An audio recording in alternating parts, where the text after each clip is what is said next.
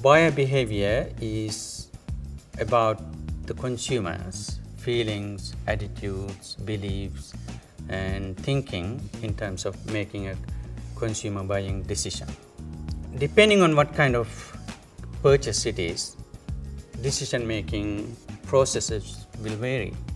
If it is buying coffee, we call it habitual consumption. So if it is something like buying a house or even something like buying a computer, what we call is high involvement consumption, right? You consider something called evaluative criteria.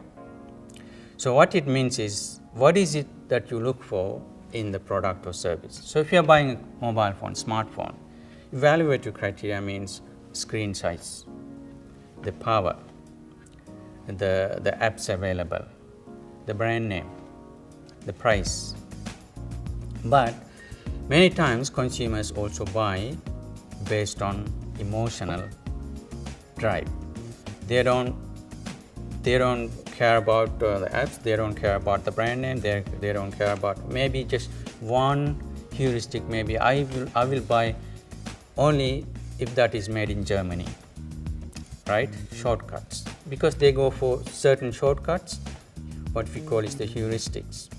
Or it can be very emotional. Hey, I'm so attached to Apple, anything Apple I will buy. Many times we study people or consumer decision makers, even practitioners think about consumers as individuals, but they are not. We make decisions based on what other people would think of me, right? And then kind of adjust. Hey, if I wear this, what would the other people would think of me? What my parents want me to do? What my friends want me to do? So we call this idea reference groups. So reference groups have very strong influence in consumers. That is an interesting area we look at in teaching consumer behavior, because it is really powerful. It is really powerful. In consumer behavior, we treat consumer as a psychological being. In other words, we teach a lot of psychological and anthropological and social theories when we teach consumer behavior. We also have lots of theories about demographics, right?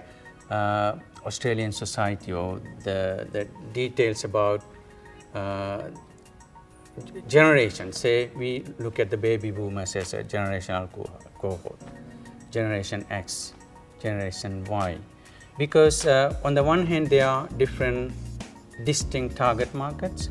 Then again, we also kind of treat the consumer as an individual, right? So we kind of give both perspectives to our students. I am kind of known for getting involved in several research projects because that is who I am. Currently I'm looking at person as a brand. Another area I'm looking at is the meaning of coolness. Broadly, we found that coolness has kind of two layers. Original meaning of coolness is not known to many people. It is about being in control, challenging the discrimination, for example. Because the origin of coolness comes from the African American community in the US. It also there is a theory that it really started in Africa, right? But the current kind of, the outer layer of coolness is what is kind of known, being unique, being different, being fashionable. One of the areas I'm looking at is self-help. You may know names like Tony Robbins, right? Deepak Chopra. And then if you go to these places, it's big ticket prices. Like to go to Tony Robbins' seminar, it costs about $4,000 for 3 days. Why do people need to be told? Why can't they motivate by themselves?